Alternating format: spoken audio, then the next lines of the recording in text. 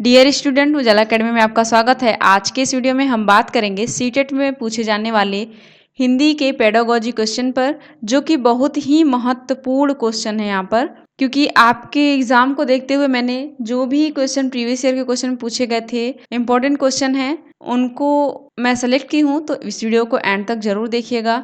और यदि आपने अभी तक मेरी पिछली वीडियोज़ को नहीं देखी है तो चैनल पर जाकर देख ले, क्योंकि उसमें मैंने जो आपके एग्जाम में क्वेश्चन आने की संभावना है वही सब करवाई हूँ। तो आपके लिए बहुत ही हेल्पफुल होने वाला है, तो एक बार जरूर चेकआउट करिएगा। और यदि चैनल पर नए हैं तो चैनल को सब्सक्राइब कर लें और बेल आइकन को भी प्रेस कर लें, ताकि मेरा हर एक वीडियो आप तक पहुंचता रहे।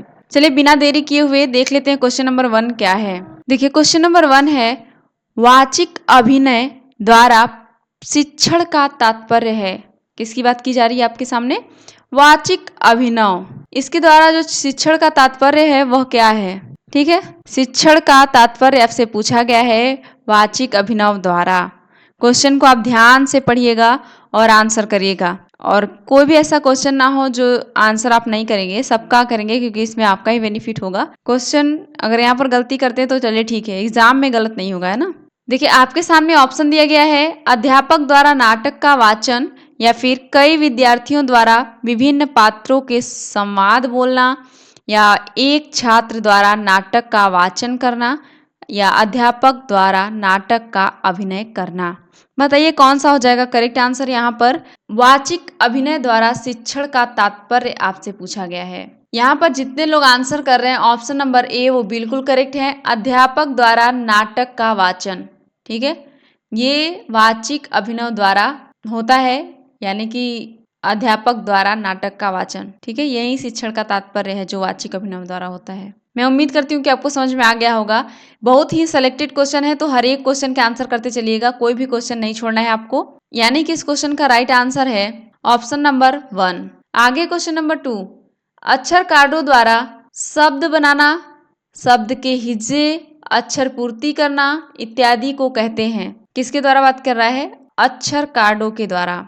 आपके सामने ऑप्शन दिया गया है, अक्षर चक्र विधि, फ्लैश कार्ड विधि, टैप रिकॉर्डर विधि, उच्चारण विधि। बताइए कौन सा हो जाएगा करेक्ट आंसर? देखिए जितने लोग भी यहाँ पर आंसर कर रहे हैं ऑप्शन नंबर 2 वो बिल्कुल करेक्ट है, फ्लैश कार्ड।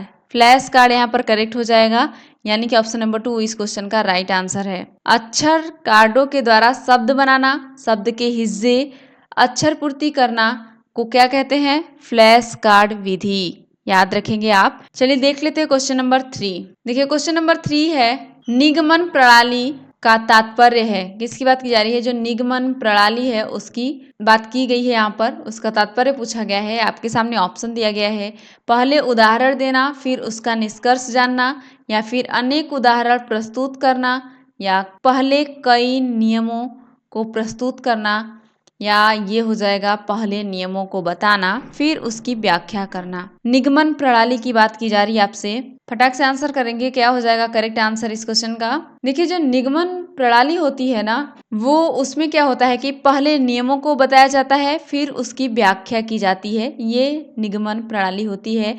ऑप्शन नंबर 4 इस क्वेश्चन का राइट आंसर हो जाएगा। यहाँ से आपके एग्जाम में जरूर क्वेश्चन देखने को मिलेंगे, तो कोई भी क्वेश्चन स्किप मत करिएगा, पूरा वीडियो जरूर देखिएगा। और वीडियो अच्छी लग रही होगी, क्वेश्चन अच्छे लेवल के लग रहे होंगे, तो वीडियो को जरूर से जरूर लाइक कर दीजिएगा। देखिए क्वेश्चन नंबर 4 है, बालक की प्रकृति के अनुकूल विचार विनिमय का श्रेष्ठतम साधन है। जो बच्चे का प्राकृतिक विचार है उसके विनिमय का जो सबसे अच्छा साधन है वह क्या है?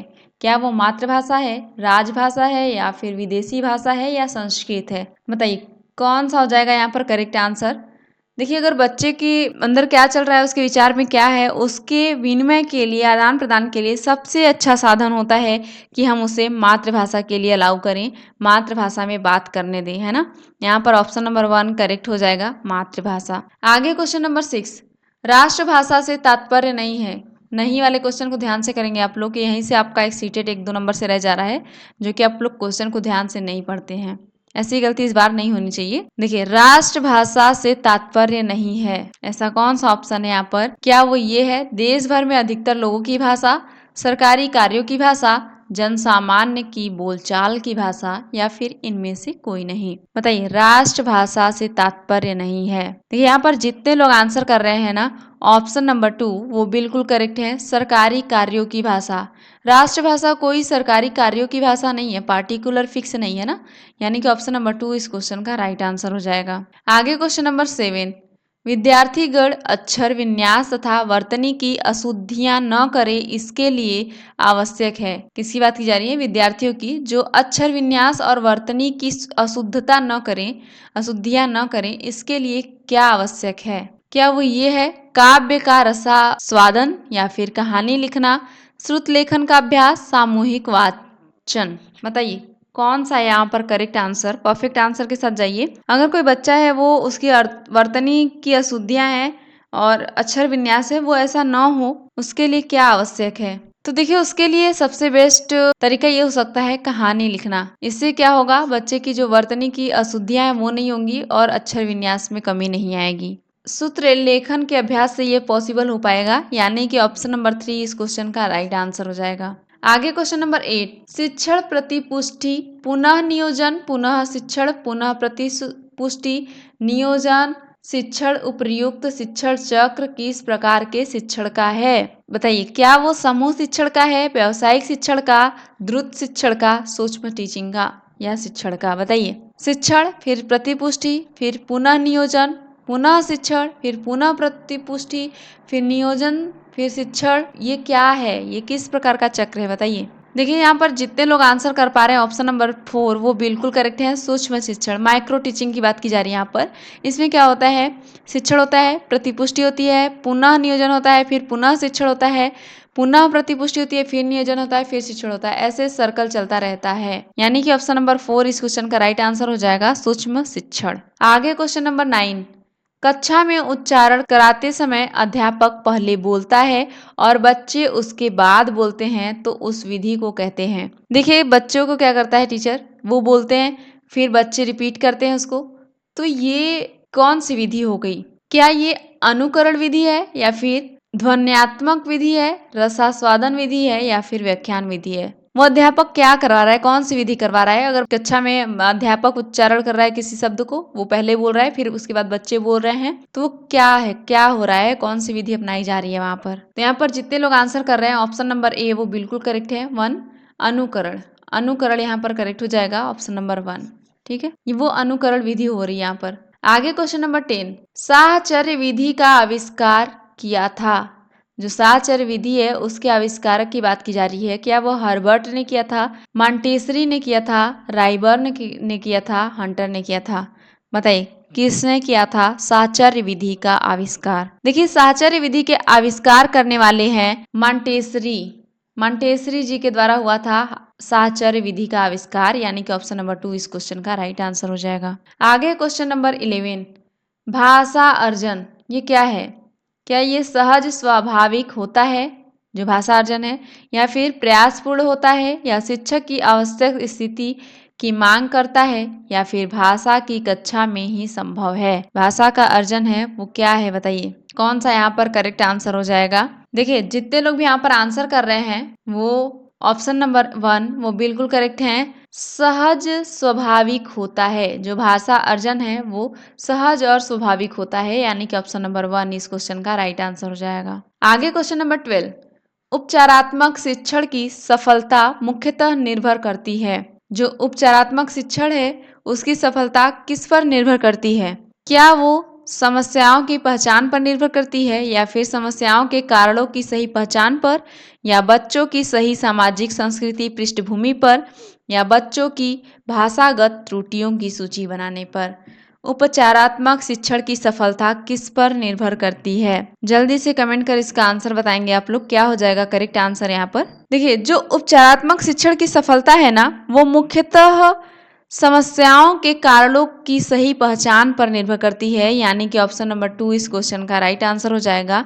समस्याओं के कारणों की सही पहचान पर उपचारात्मक शिक्षण निर्भर करती है। ठीक है, आगे क्वेश्चन नंबर 13, भाषा के संदर्भ में निदानात्मक परीक्षण का उद्देश्य है। निदानात्मक परीक्षण, यहाँ से बार बार क्वेश्चन पूछा गया है, निदानात्मक परीक्षण क्या है या फिर उसका उद्देश्य क्या है। ठीक है, इंपॉर्टेंट में नोट कर लीजिएगा आप लोग। ऑप्शन आपके सामने है, बच्चों को विभिन्न श्रेणियों में विभक्त करना, या फिर बच्चों की भाषा प्रयोग संबंधी कठिनाइयों के संभावित कारणों की पहचान करना, या बच्चों हेतु भाषा प्रयोग के अवसर जुटाना, या बच्चों को अगली कक्षा में प्रोन्नत करना।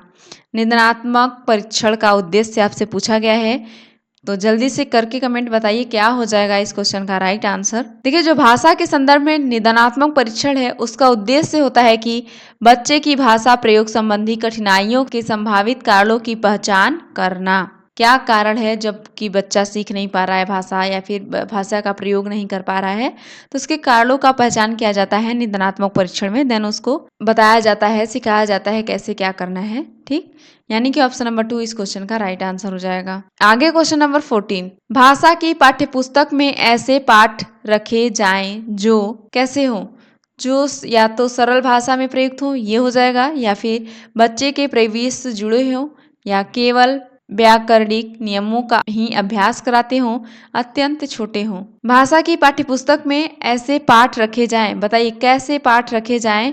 तो यहाँ पर जितने लोग आंसर कर रहे हैं ऑप्शन नंबर 2 वो बिल्कुल करेक्ट है।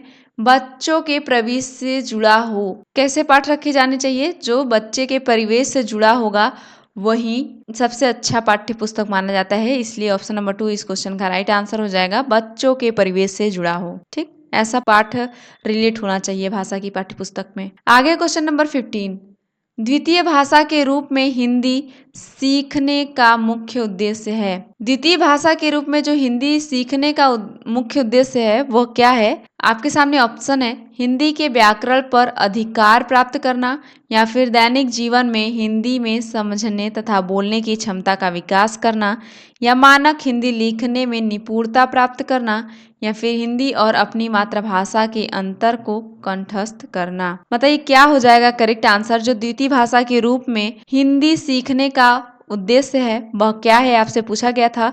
तो जितने लोग आंसर कर रहे हैं यहाँ पर ऑप्शन नंबर 2 वो बिल्कुल करेक्ट हैं। दैनिक जीवन में हिंदी में समझने तथा बोलने की क्षमता का विकास करना, यही द्वितीय भाषा के रूप में हिंदी सिखाने का मुख्य उद्देश्य होता है, यानी कि ऑप्शन नंबर 2 इस क्वेश्चन का राइट आंसर हो जाएगा। दोस्तों आप देख लिए कितने अच्छे लेवल के क्वेश्चन आपके सामने आए, और मैं वादा करती हूँ कि यहाँ से क्वेश्चन आपके एग्जाम में जरूर आएगा। तो आप इस वीडियो को एक बार में ना समझ में आए तो 2 बार नहीं 3 बार जरूर देखिएगा। निदानात्मक, उपचारात्मक, इसका उद्देश्य क्या है हिंदी का सीखने का, ये सब आपके एग्जाम में जरूर आएंगे। हर बार सीटेट क्वेश्चन रिपीट करता है तो गलतफहमी में मत रहिए कि कुछ नया क्वेश्चन बनाया जाएगा। तो प्रीवियस ईयर के क्वेश्चन पेपर में जितने भी क्वेश्चन पूछे गए थे उनको करते रहिए, जो कि मैं अपने सीरीज में बैक टू बैक ला रही हूँ। अगर आप मेरी पिछली वीडियो अभी तक नहीं देखे तो एक बार जरूर चेकआउट करिएगा, क्योंकि आपके लिए बहुत ही हेल्पफुल है वो वीडियो। लास्ट टाइम में वही सब वीडियो देख लीजिए, सीटेट आपका अच्छे नंबर से क्लियर हो जाएगा। और आपके दोस्त अगर सीटेट की तैयारी कर रहे हैं तो मेरा वीडियो जरूर सजेस्ट करिए, एक बार जरूर भेज दीजिएगा उन्हें, ताकि उनका भी हेल्प हो सके। और मैं उम्मीद करती हूँ कि आप चैनल पर नए हैं तो चैनल को सब्सक्राइब कर लिए होंगे और बेल आइकन को भी प्रेस कर लिए होंगे। देखिए आपके पास टाइम की बहुत ही कमी है, तो उसको ध्यान में रखते हुए जल्दी जल्दी आप लोग प्रीवियस ईयर में जितने भी क्वेश्चन पूछे गए तो उसको कर लीजिए, जो कि मैं बार बार बता रही हूँ मेरे चैनल पर अपलोड है। सीटेट 2024 के नाम से प्लेलिस्ट बनी हुई है, आप जाकर वहाँ से पूरा जरूर चेकआउट करिए। तो चलिए फिर मैं मिलती हूँ आपसे नेक्स्ट वीडियो में, तब तक के लिए टाटा बाय बाय।